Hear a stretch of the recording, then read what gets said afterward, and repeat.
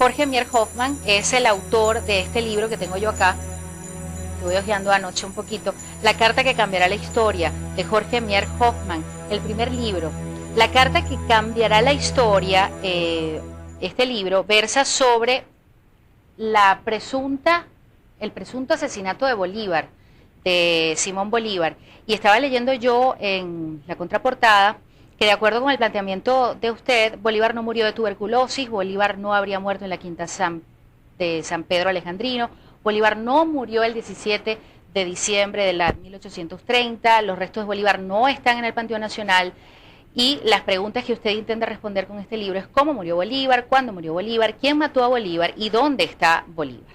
Bueno, vamos a comenzar por el principio. ¿De cuál carta estamos hablando? ¿Cuál carta es el sustento de este libro? Lo importante y lo trascendente de este libro es que Bolívar, antes de morir, escribió una carta al borde del sepulcro. Como última voluntad pidió escribir a sus asesinos, en este caso a su verdugo, le pidió escribir una carta. Bolívar, como masón, colocó en esa carta signos y códigos secretos que solamente pueden ser interpretados cuando se conocen esos códigos y esos signos secretos. Evidentemente, cuando la carta se lee bajo este esquema, cambia totalmente la versión de la carta y encontramos en ella las 4 preguntas: cómo, cuándo y dónde está enterrado Bolívar. Hace aproximadamente 3 años, un tataranieto de Joaquín de Mier, que es el lugar. Joaquín de Mier era un español que vivía en Santa Marta. Se supone que ahí murió en la quinta San Pedro Alejandrino, su casa, murió el Libertador. Su madre, cuando murió, hace ya 3 años, le dijo a este tataranieto de Joaquín de Mier que tenía que darle una información, que era importante que ya se corrigiera la historia. Y dentro de esa información hay más de 2000 documentos, una serie de información extremadamente importante, que es la que permitió descubrir estas claves y develar todo ese misterio. ¿Qué dice la carta? Porque la carta es una carta que él le escribió a Fanny Duvilar, una supuesta prima que tenía, una prima y amante, que estaba en Francia. Esta prima de Bolívar, que estaba en Francia, ellos tuvieron un romance muy corto entre el año de 1804 y 1806. Bolívar regresa a Venezuela, pasan 25 años, no la ve, y al borde del sepulcro él pide escribir una carta y se le dirige a Fanny.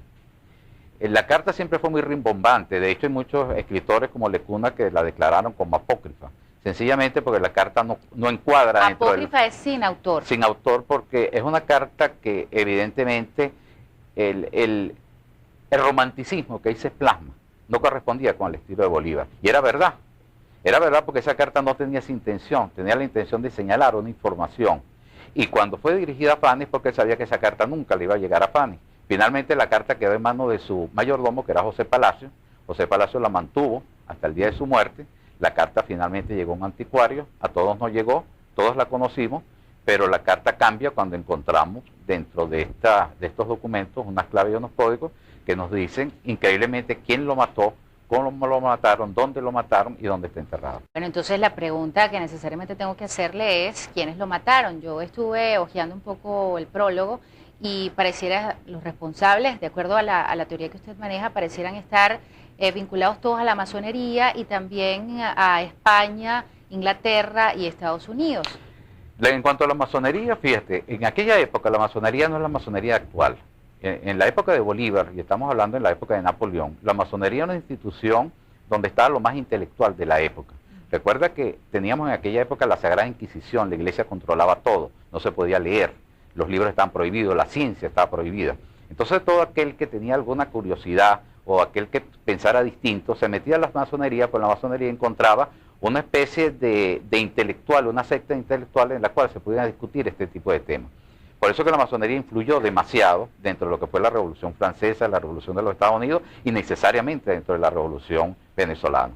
Ahora, ¿por qué estos personajes? Hay un elemento importante y lo van a encontrar en el libro, es que Bolívar no liberó a Colombia como la primera nación, que es lo que generalmente nosotros hemos manejado. La primera nación que libera a Bolívar es el estado de Florida, lo que hoy es Miami, Jacksonville. Eso en algún momento fue República Bolivariana. En el año 17 Bolívar se encontraba en Angostura prácticamente aislado y tuvo la arrogancia de trasladar su ejército a la Florida. En ese momento logra dominar todo el bastión norteamericano y español que había ahí y funda la República de Florida. El presidente de los Estados Unidos en ese momento era James Monroe y tenía como comandante en jefe del ejército a Andrew Jackson. Evidentemente Bolívar no pudo enfrentar esa fuerza armada que bajó y vino inclusive de Cuba, y los desplazaron. Pasan los años y Bolívar se va a trasladar, estamos ya en el año 30, los últimos 7 meses del Libertador, él sale de Bogotá y se dirige a Santa Marta con un ejército de 2.000 hombres. Para ese momento el presidente de los Estados Unidos era Andrew Jackson, ese famoso capitán que había logrado expulsar a Bolívar de la Florida.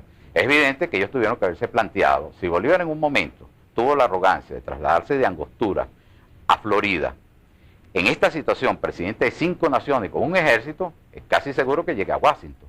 Entonces en ese momento se plantea lo que fue el asesinato del Libertador, donde entra Carlos IV de Inglaterra, Fernando VII de España y Andrew Jackson de los Estados Unidos. Tanto así que cuando Bolívar llega a Barranquilla para ir a Santa Marta, su barco, que es el Manuel, se llamaba así Barco Manuel, que era propiedad de Joaquín de Mier, es interceptado por una nave de guerra norteamericana, la Grampus, que incluso hace un disparo de mar. Obliga al barco a detenerse, se baja su capitán, Isaac Mayo, le entrega una carta al Libertador donde le señala que es prisionero. Fíjate cómo cambia la historia, ¿no? No es el Bolívar enfermo que nos han narrado, sino es un Bolívar que viene a invadir, viene con una misión muy concreta y se encuentra con un imperio que lo intersecta.